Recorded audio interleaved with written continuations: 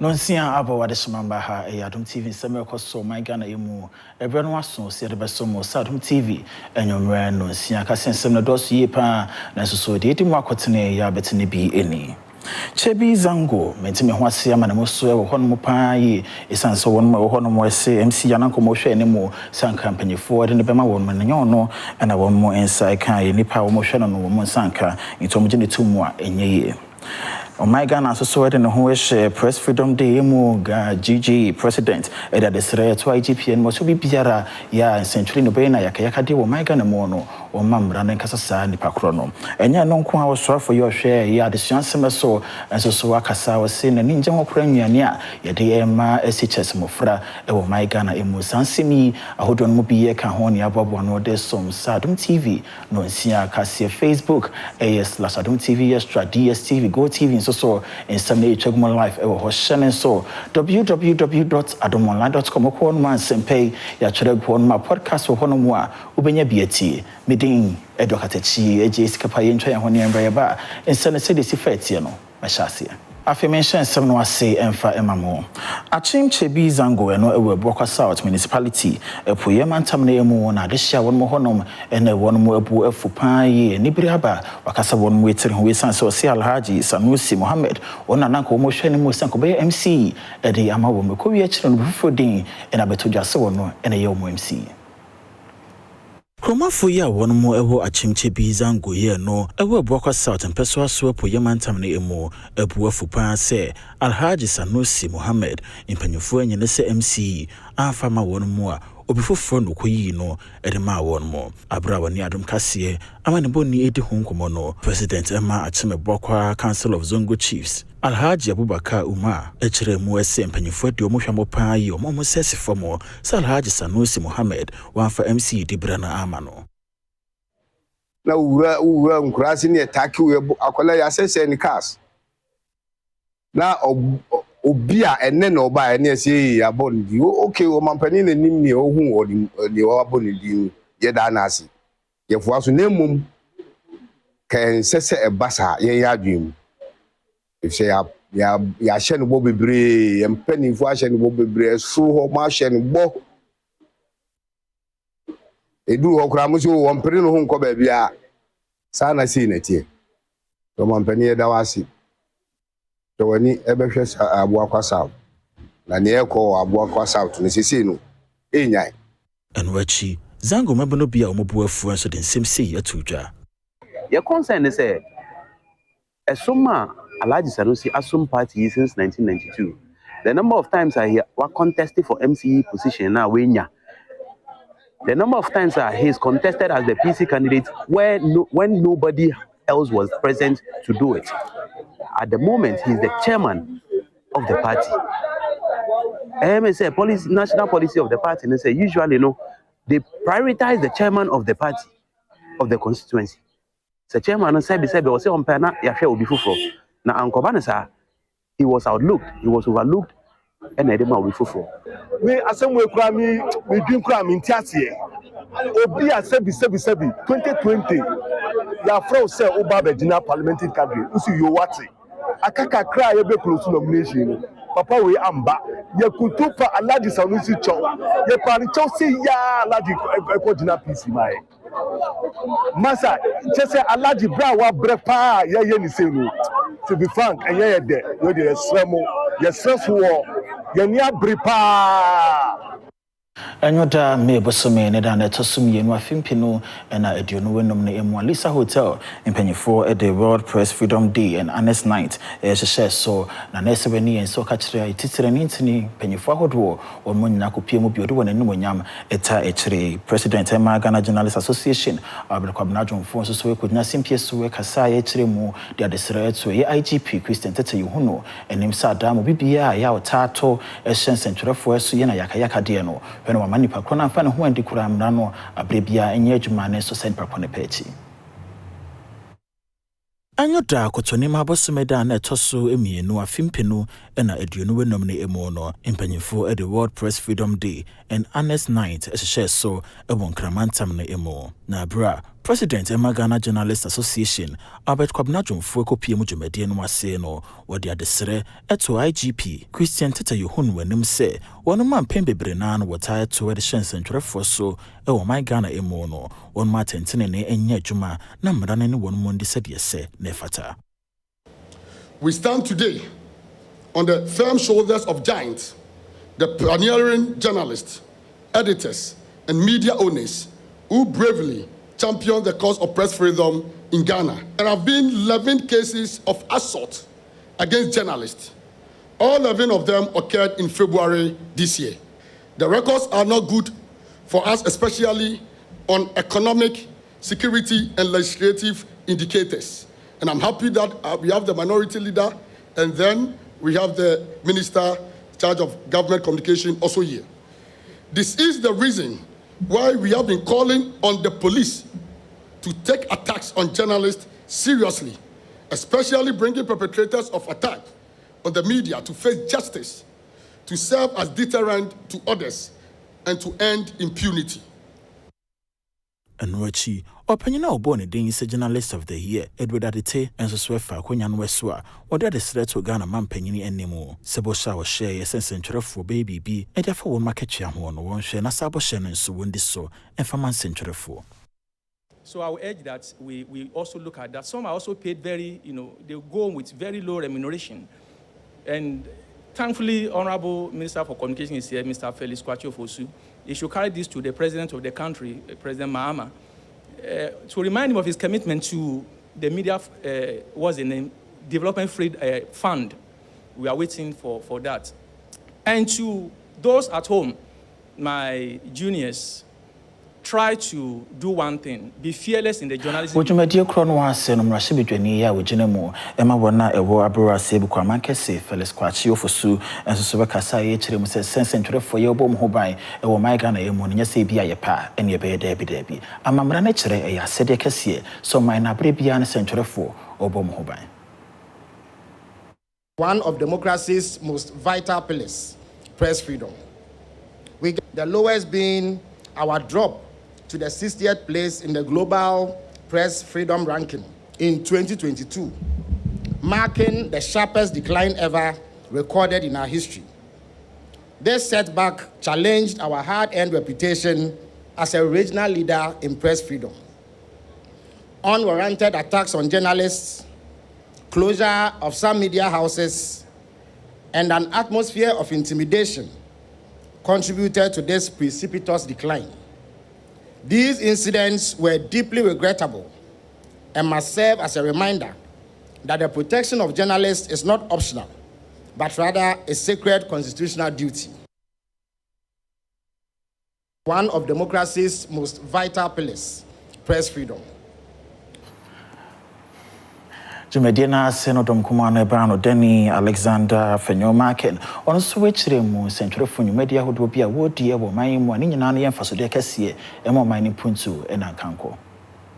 National and regional AI governance frameworks that protect press freedoms, safeguard personal liberties, and promote the ethical use of emerging technologies. We must invest in the capacity of media institutions to adapt to change without compromising on journalistic integrity. This includes equipping journalists with the tools and knowledge to understand AI systems, data exploitation. We must speak with one voice and defend the press. I salute all our nation's journalists who, despite mounting pressure and evolving challenges, continue to illuminate the path of democracy with courage and purpose. Your work is essential, my dear journalists. Your voice matters. Your integrity safeguards our liberty. Be the conscience of our nation. Champion a new Ghana, one where governments are judged not by how hard they crush their opponents, but by how well they serve their people within their tenure. Afi mayefi eni enchiremu ewa hafo mantam no emo na health director here West na Effutu North municipal de Effutu adesere yen central for Polio wo mo dehoro ema won mo mantam ne mo. director Asutifi North Municipal wa hafumantam no emu ode tun centurefo mumantam no nyina enem se wonuma emboa na polio yade a etaye mbofra no wombo ho dahuro sede beya esobete na pomoden sem kro ni mo no ejina na so wode sane nsem yeto adom kase ne mo ewogo so wa bra wode centurefo nhie mo hyehyɛ so enti afra mo anti tunse mo so mo baboa yen esansa se e ka da wo bo a yen ye betena your office ye betna your clinic or ye bebo ye beko nanso sa mo so na mo wo afidie tentan kase mo bo mo eduru ba bia nti fra be fra mu ya no mo che ye gi nimdie yi mo baboa ye na mo so mo ka bia etre ko ba bia na omo na ayentie ntia ye pe healthy population Asutifi North ye pe se ye so apomdi no ewie pi na ewie ta na ma ye ntimi aye adwuma esese ye Enuachi, Deputy Director, Emma Public Health, will have Mantam Health Directorate, Dr. Bernard, and switcher Mwese, and I'm sure you would dear Guaquaman in Tennessee say no crunimo, polio yadiano, and yadia what's a crabium. Coverage is very high.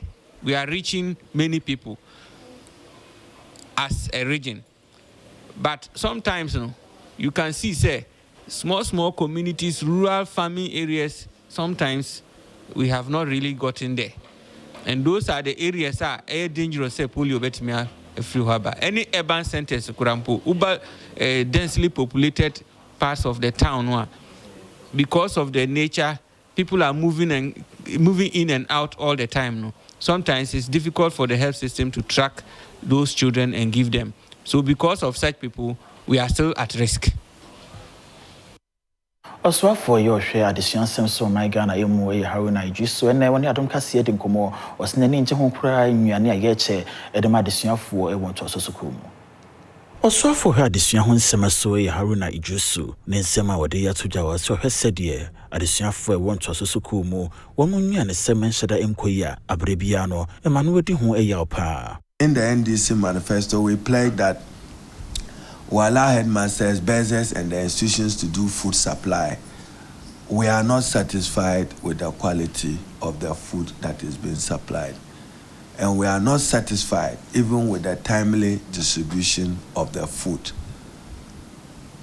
I will not hesitate to reverse that policy decision, even though I manifest the pledge, in order to guarantee that the right quality and quantities of the food products are supplied.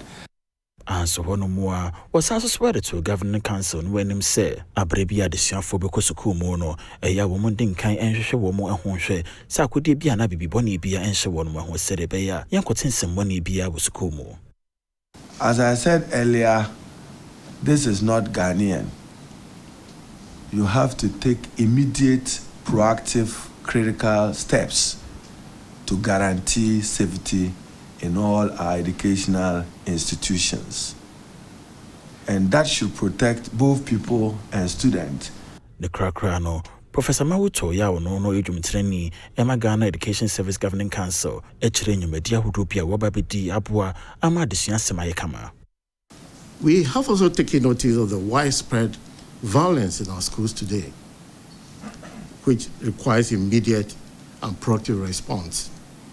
The Council will be part of the vanguard to ensure that appropriate and proactive policies are put in place to ensure that such behaviors are minimized in our school.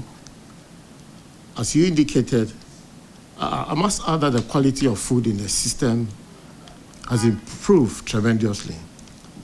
But from the evidence here, it appears that there is more room for improvement.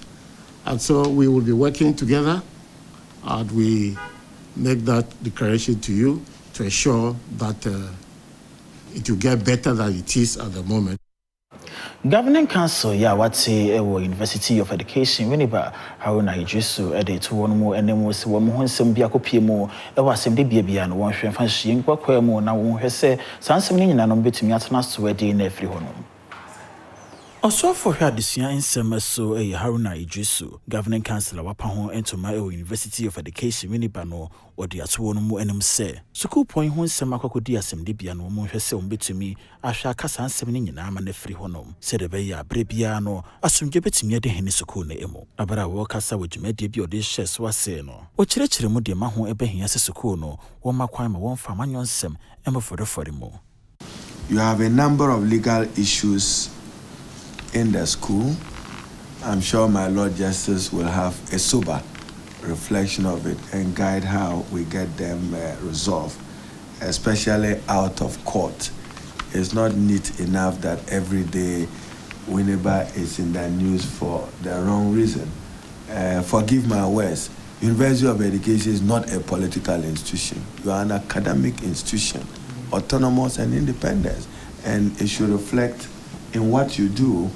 And Wachi, Justice Charles Amonu Moni, Yawano chairman, Emma University of Education Winneba Governing Council. Echere Council any so edema by so when you did a one emo. No bay do bet me be a said a bay a brebiano, so cool porn no bet me anymore. Now this young someone so I crabeshe. To bring up people with good education, men of integrity, honesty, like true stance and dedication, in order to uplift our country, in order to make our country great and fulfill the purpose and objective of the president about resetting everything. And about the stadium and about everything, you yourself, I know you support football in Tamale. So I believe that you have access to it, so they use it in order for extracurricular activities and also for practicalizing what we teach theoretically in the classroom. Mr. Simons were your president, Emma Music and Adom Tofua. A woman Ghana they two one woman and more say, baby, or Matin Crown with Frimo, Sebana some who will be an amount here, which the more Adama Yamo has a Sanipa Chrono, Obetimiaboa. Musicians Union of Ghana Chanity as a musical one or more a president, Mr. Simons, Edinkra, Emma Adom Tofua, my moon, and I say. Empota one more timu kura one way frimo, Sebana so so be a one here now, which remua, a ya 1 month and 1 month, Emma Sani Pacrono, or the son in Simia to Jawabra, or Costa Jamaican reggae artist Thomas Williams. As I walk to do a musical officer, right shallow wire. Me pede musician bia when you are making it, when you are at the top, or even mention ne industrial one. Sometimes on Yesika, sometimes or your work presence keke. Able to my command baby craft ye no was a boy ebi. Na German Yankupan okay no. Eye monuya ayaman. One share as a rashilo waye. Na one so se butuma monfiwa kumam.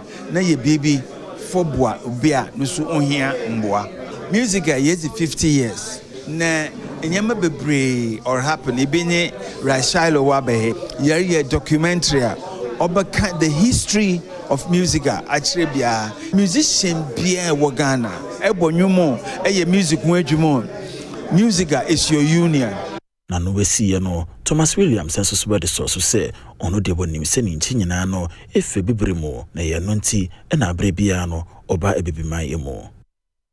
Africa is my home. Africa's I home, you know, and like I said, it's my brethren Ishmael.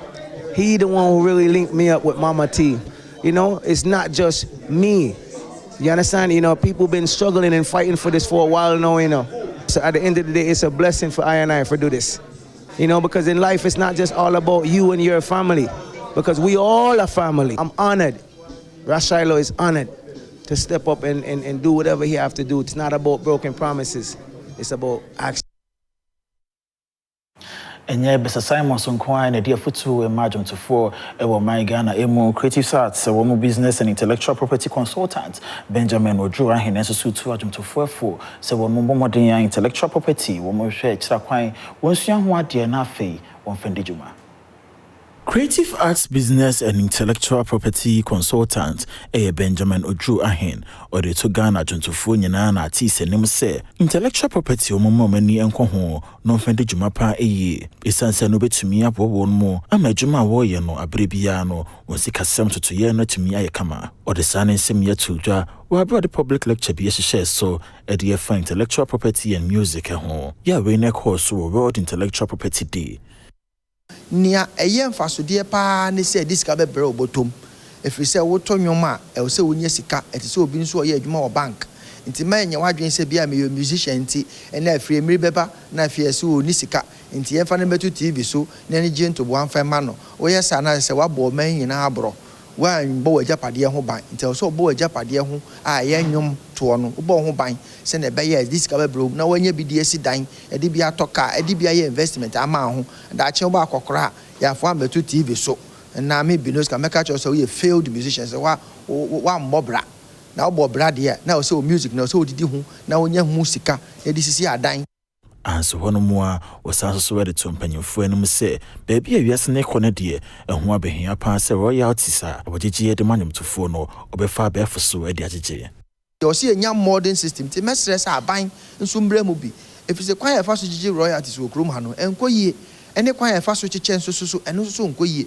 efise nipa na atonyom ne nkwa na nyina na bosome afe no so ayese ya ma royalty 65 Ghana cedis ye de yeden ene 65 Ghana cedis kwa ya fa nto bibi ha nti na wose yetumi nya system ebeboa ma yetumi ache proper royalties me kai pa se his excellency the president John Dramani Mahama oshebo se obeboa ma yetumi remodel the music industry no nti wa be president de ne yebeto to asre no se onfa ne boshe no emfa mra na ma Ghana ye royalty system ama otenye eba kromu ne nsem bebre no emrasi if you say royalty system ni ko yi a ebema musicians so nani age Mayen fa jonto fo nsemi so na afi ni enkyere mu nsem foforo mu na o mahene ye wo Effutu traditional council na enyi gate ya otoso enso so ekoto da stre Ghana mampanyini John Dramani Mahama wo so mbran sraban mu pa na won besi dwan waso efama won mo Omahene wo Effutu traditional council enyi gate otoso enso okoto asre Ghana mampanyi John Dramani Mahama se bombra wono momwa no mbesi abefo edwasoro nkonfama wono no beboa won bukuru no mpuntuomu no mo sika sam so ayekama odesa ne nsem yetudwa ewa afimpinu na eduno wenom abo akira fasha wade hyehyɛ so no ase azokra oya papa bede ebe mama be asfati ide yegba kesa awa ose fata bi Ebaban numbers are free, but it's full. Nanzama water, Yaba Gizzy, no book campaign. Obey Yada Yabe Papa Miss Row, Catra Mambi, and Fanny, offer the Mazi man as a limit. And Wechi, Minister for Local Government, Chieftaincy and Religious Affairs, Ahmed Ibrahim, and Sosueshe was say. Nana ujana ukaya no yafa upaki na meka no eno si yafa eko ya masa ye bedi ye ni o President Mama na dia brepa na ni enti ami fa jani ni se ugo President Mahama ni manifesto no ma owo bibia offer no 24-hour economy 24-hour economy no enya theory Oba basic 24-hour economy market. Now that 24-hour economy market, is a gated market. And Wechi, if you want to muswafo eko wachrepenyi, and so the sansim ye chato. Simple koha. Young men once I say some jewa. One was in the factory biana why you one cry. But then see all that factory. Over your showcase in Wahano, one for the no may showcase in say. It's not enough to come and showcase your products here. It's only be enough when you have the factories here as well. And it's in a number you're ready there. Kitchen games, about to make a baby kakra. Next center, a few bottom, and then somebody at the Kodoko to be a young so good honey. It's a mabuni, Bibi Sukaka, the walk to come. Then see a sir. Mama may want you have no more we ignore her. I mean, you know, my henny is semi so na yencha yan ho yenji abofo nkrato ye ba ensem dodo na aka chire ye de beto aso samu akwa ba Adom TV anwumre no nsia ka sei so ma yento a yensem no so na edwadefo won me wokuma ase santimantam na emu omosi omhyedanti ase sedi oman mu pa sifa ye den no pragiafo to ana won mo etoto won mo ehye no ne bone emu Edwadefo won me wokuma ase wasantimantam na emu eni abere pa yi no de kokobo ma won me twi pragia wokuma ase se won munjai se won ma kasa de tumi aso mo nsema abere bia won mo bo wo tutumo wo kire mu asa pragia se wo fa bi efri so me run about ekopie mu ewotafo a ebuo mbeje na nyasim kuma efu obi de na mefu obi de free sawaba edibedu Central Mosque or give 5 CDs.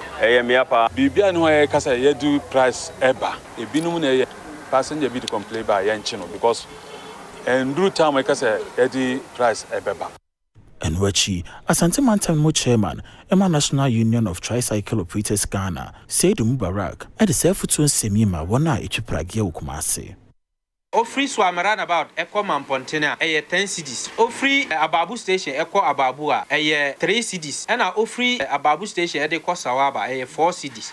Ofri Dr. Mensa, Eco Ababua, 3 CDs. From swamaran about to 4 months. 3 CD 50 pesos. So G a bois and shem fata, Yebema a police for Achu. De Ascenso diaba. Our National Union of Tricycle Operators of Ghana. Oh, Meja, me name or honum, and I say or Trini Bahata. And no one said, oh, fan number now, sticker number now, also no. Now I'm my report. My entire 7 so, and I am some for na mfimfi mantam soafo duamoa eko penny ochre wode dabako ma MCA yo wo commenda edena igwafo abrem so mpane toto empene no anwura bia waboa no asum honom wo hwenye firi ho mfimfi mantam soafo eduamoa eko penny ochre ebu afupa wa abrokoto so se nwura bi waboa no ediasi commenda junction ya hono makoye bia wo fa ediko sugar factory na namsunti Odeda baako ama komenda edena igwafo abrem omo MC so mpane tutu mpane noa omamodiana senwura ni nyina no wonyi emfiri honomo isanse nyefe senwura bedin kan achia wo ansan wawura krobi emu MP, my friend MC, my friend special assistant there. Ofi achande kuso chana pa winde you ha. Me said abe me yina. Me said mama me dey be aboya no one. Am ona so we bo because ha no di kuku as important. On into say better am the media akoda. Back to a deliberate. On into this thing for now wa ba. Aduma me wo dai there. And yeah dey salary anka say e be do wetin. Yeah actually I show well. And Wachi, Wisdom Ashley ya no a GPRTU station master or Mori Junction, and so where the can who say, Omuni Mudientia Zoom Lion Company Limited, ya would want Juma a Wabra Sebuka man Cassimes in the morning. One time by Honum now Muro Mayan or one befa uncle. Bolezi yakawasama ayada yankawasama yakawasama nyanso he ana yofisa anya station ha yofisa anya fifie me yaba pia yofisa anya fine there be ko there ko djuma na bakwa aka tren office bolem onye nyizi anya hygienic amayen hwehwe bole ya he anso na nyina yeto eziban yezizi anam waton mu ha eziban bia waton bi wa ha bole yiso he ana esi anka first na ya wa ha na nke yimde bi week bia kare bana baba for bole na zoko but this time around ehuma orukọ almost getting to 3 weeks one for bole but bi na wa ha say bole na ya madama no tum oje one city odiguda oye na ma oye Roberts na ade na wa fa degu yeso nchide and the crackra no MC yo honom Ismail Said and so the chat was say na mitete mono in the first zoom lion will lift 21 containers that will me person so but the says here that according to our agreement when go better connect there will lift only 11 and the woman commander junction one on kawaso na yamela is na chere there anyan assembly also and you take care of the rest it that day na yoko the magro when you say ni na sa the starting to one about say somebody can say ko the junction about the word yaro ye if you want Egoswa yina fimfi mantam no emu na St. Gregory Hospital eno ewogumu abudumbu mpanyefo no makasa abo homodren sika kakra oboabo no de asi maternity block ewa ya sabia honom enso mo sese mpanyefo betumi abansra ban mu nkade ondomo bi St. Gregory Hospital ya sabia ba ko a ogumu abudumbu ram fimfi mantam no emu na se ne open ne kosa ya sabia ne mu a 21 bed maternity block theater and intensive care unit wonu mapa ho entoma botaye nyina ene se beboa ama apemfo a wonu mataba honum no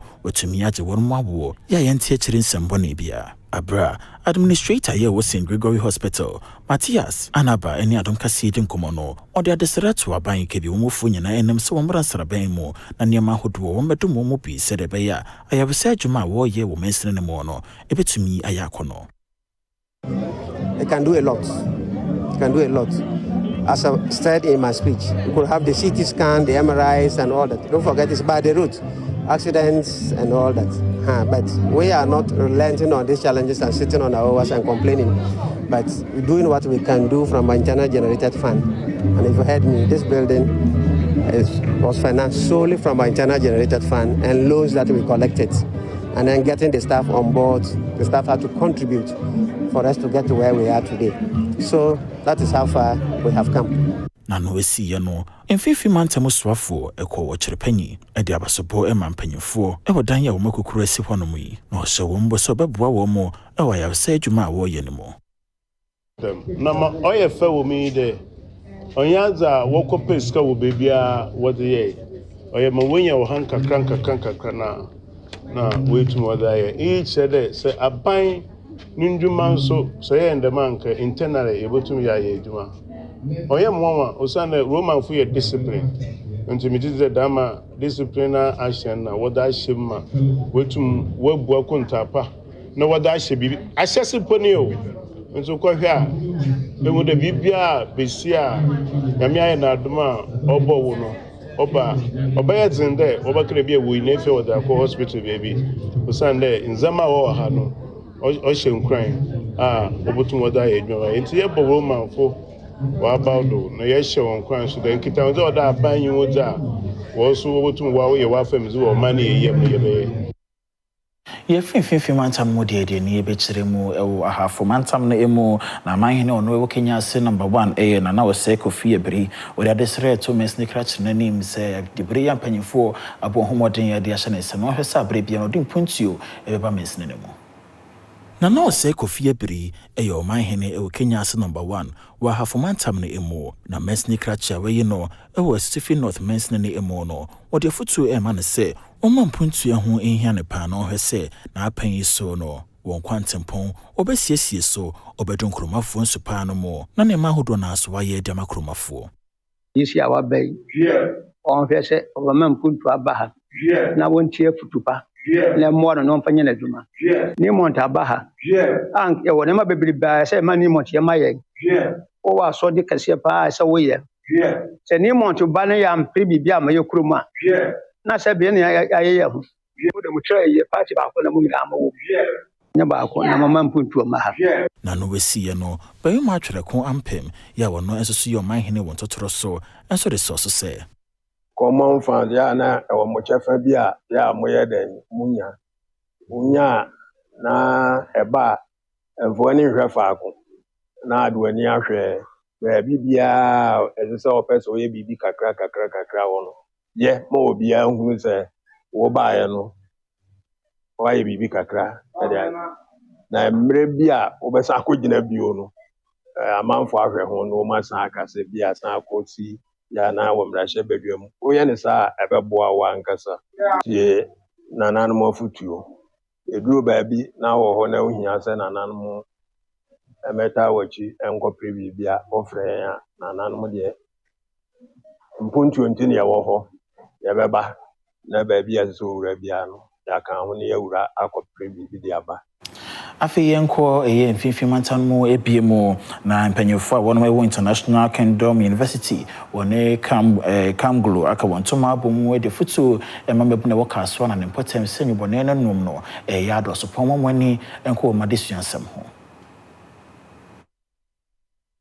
Fimpino ena edionu wenom Global Doctoral Humanitarian and Ministerial Excellence Awards de toso edionu enwotwen wode share so ewo kaswa na dwumadie no ase no empanyefo wonom ewo International Kingdom University ena kamogulu eka wontoma ebo mu a wakasa ye de fa sede kaswa ne mpotemu mabro bebre na na hyase enom dwobone abra Apostle Dr. Edward Fowinti ya wono eye Dean of Students Affairs ewo University wonom ekasa no ochire mu se ha adwempa sede mabno de wondache won shebri di agura njuboni ya dane wonom agiane ene wo hu so bi anya abasebode ene dwumadie bi a wadi ne papaye bi ene ne futo ne nsem pa bi ka ene wati duru sam pempeso yi enti mabuna aba no obi anso hwe sam panyifo ni wonsua wo mo untimi nya abasebode wabra wase wabrabo enwachi wana won saka sabasobo yi bi aso ni Adom kasedi sankomoy nyina bomo a Ghana ha ebibifo onipewu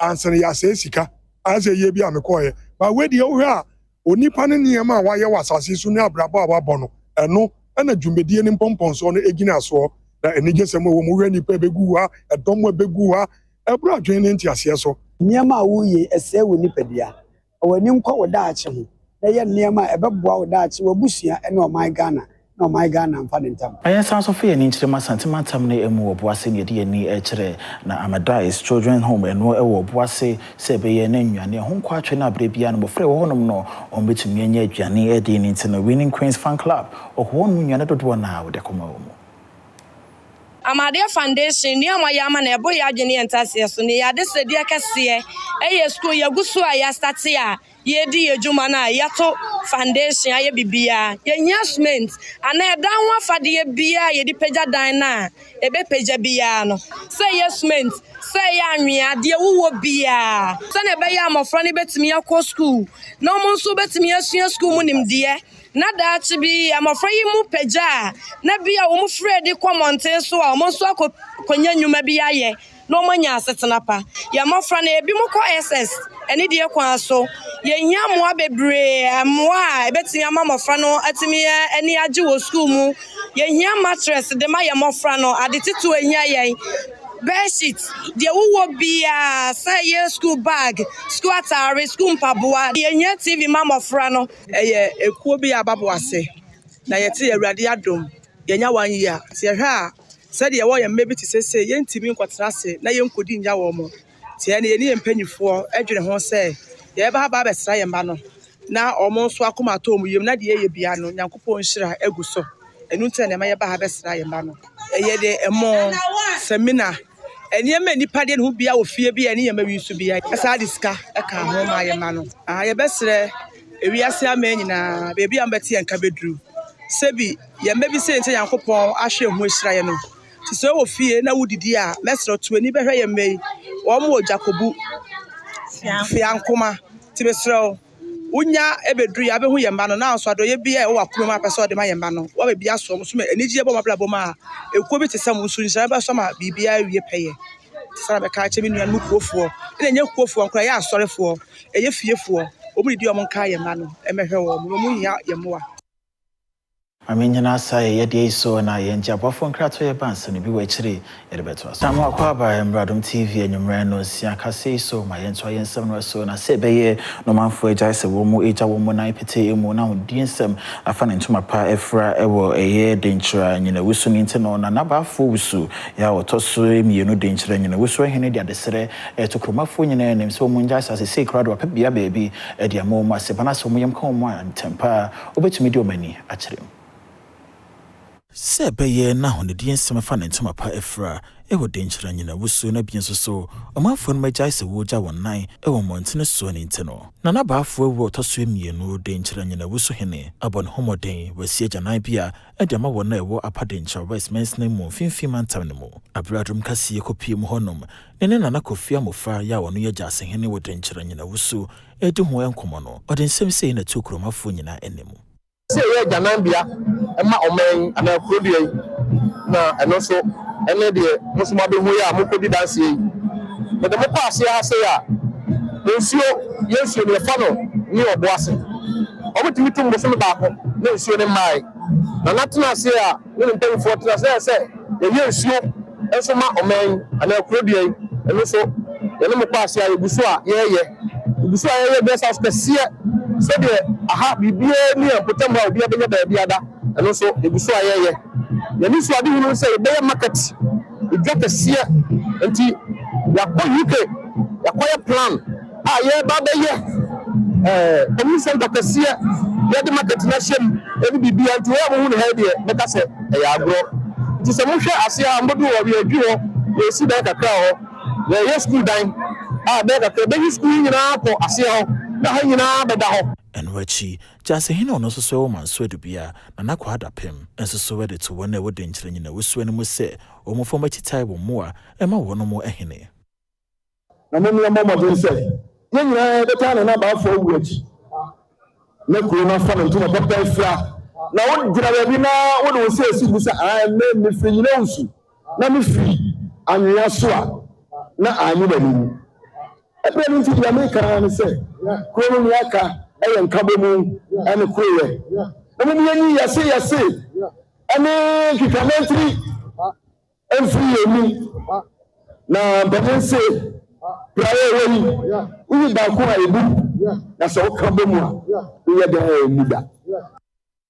Apostolic Church Ghana one mesofo back where your boise a apostle out see you clear no so nsɛm or the atwadom kase no wase sɛ bana so bi ebo my Ghana ekro no ne kan sɛ ne prakro jano Emmanuel fan ho wedi wo sɛ mra no yɛ adwuma wɔtwe so na fo fresh a wɔtwe ho efiri ho.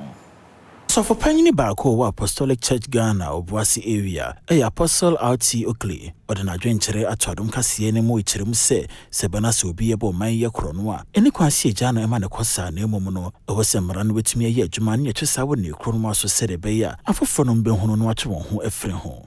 So bi fe baby na aka sɛ ofa asotwe sɛ ye de ma no na ye hwɛ sɛ bia we nuane we anase esan say oye ovo baby ami wo say pia party ami wo mu nti no ye say ye fa kwan bi so na ye bo ne ho ban a aka ne ye nyina ebejai efian say obi ani wo onsuro asotwe obi asuro asotwe na mo say ne wo twe na so ne nim so obi ogina na chi a onsuro. Enwechi Pastor Albert Frimpong ya wono district pastor Emma Apostolic Church Ghana dansi asokwa enso so the source say yɛnhwɛ sɛ yɛni ɔman biara ka Ghana ho ɔman baako pɛ ne yɛwɔ sɛ yɛka yɛn ho bɔ mu a na yɛhu sɛ nyɛ sɛbi aburonko dɔkoronko na sɛ party eba mehu sɛ meme party naba yɛnyina party naba ne yɛbɛhu yɛn ho saa asɔpɔto obi biara a ɛbɛma Ghana akɔ so yɛnhwɛ yɛ man nyame ani yaboro wata yade kɛseɛ adeɛ biara sɛ ɔman bi anya ɛma ɔman tumpɔ no Ghana yɛwɔ bi. Maybe so many that also do back kwa fimpin when I do no name Mother's Day na said Afibia na Adom TV no and a paye yehwa na ye de hyeso na enan mo bi ebo won mo abaso ewo ye channel on so na nam sa fi we de so no ye de be hyeso no tina no dial past new market e kopie mu hono mo ye de cooking competition e hyeso TV Afibia send ya munim no ye to see wo celebrate ye maame nom.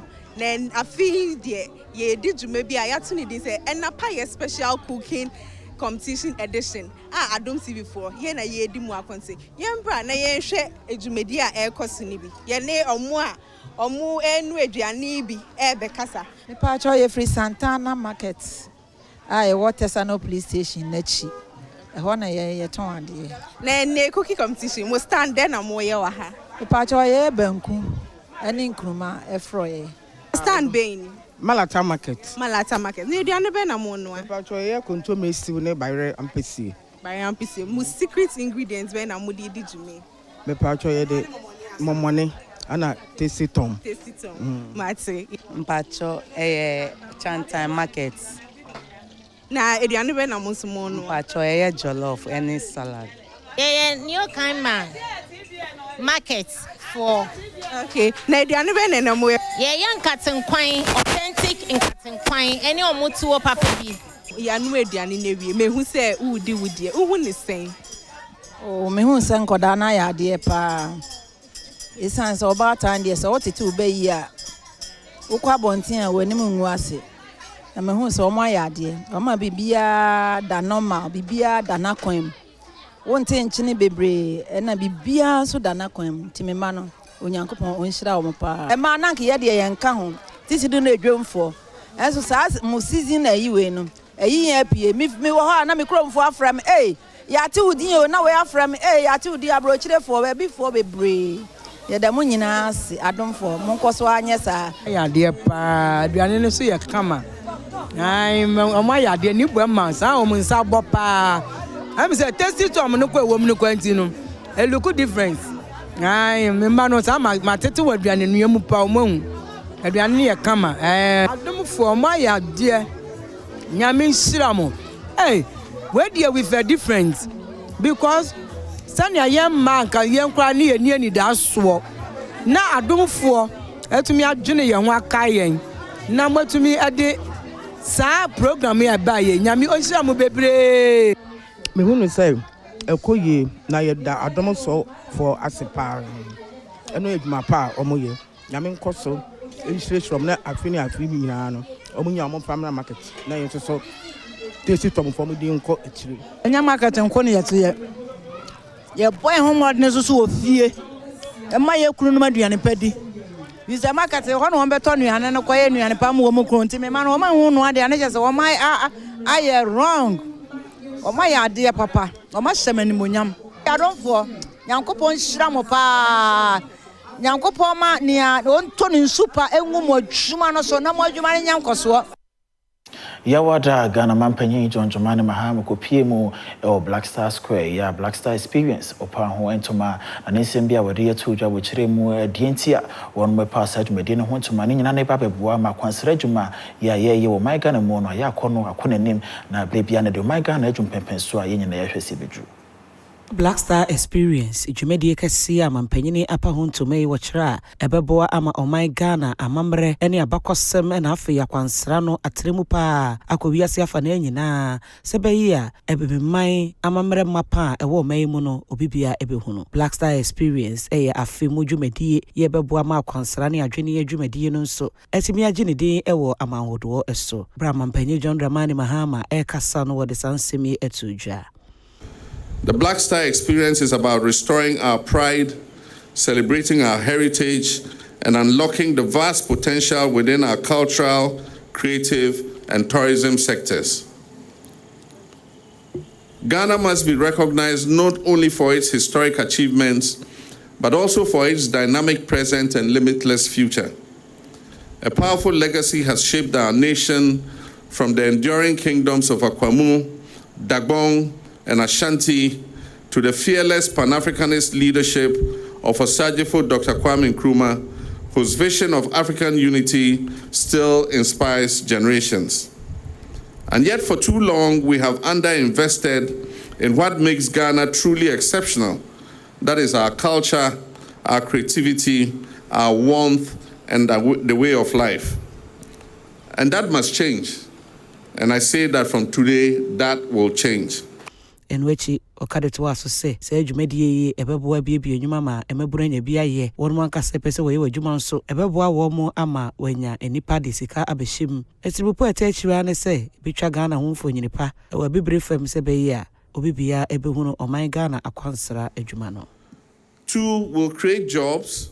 We will empower millions of young Ghanaians, particularly women, by unlocking opportunities in the creative and tourism industries, nurturing entrepreneurship and innovation, and creating sustainable livelihoods. And 3, will attract investment. We'll draw in global investment and forge new pathways for inclusive growth and prosperity by positioning Ghana as Africa's premier destination for cultural tourism and creative collaboration. Omenyana sai semyeso na kasia medesomya no mfane nyina no ensimu aboafo emu adwumayefo nyame nhyiramo pamidin edokatachi eje sikapa decat fashion and the shematadi yefia mankwata makura yekrado nkwahia odetwaso.